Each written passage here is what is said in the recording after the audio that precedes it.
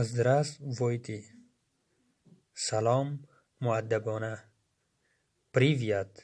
سلام دوستانه. Как дела? چطور هستید؟ Я в порядке. من خوب هستم. Как тебя зовут? اسم شما چیست؟ Меня зовут سجاد. اسم من سجاد است. Сколько вам лет? شما چند ساله هستید یا چند ساله هستید؟ Мне 27 лет. من 27 ساله هستم.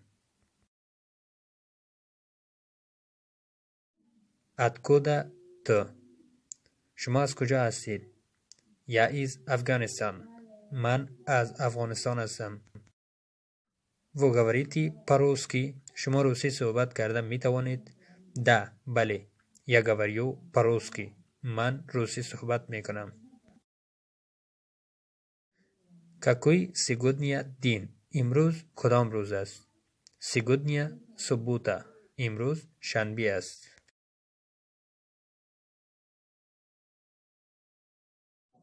Сколько это стоит? قیمت این چند است؟ Это این است. Это слишком дорого.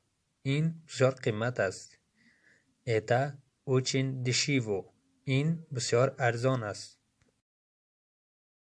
Нет, я это не возьму. من این را نمیگیرم. Я это возьму. من این را میگیرم. Где касса?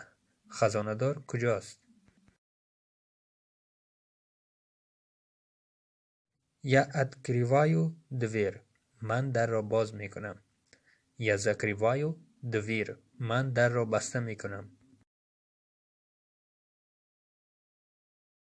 Я люблю город.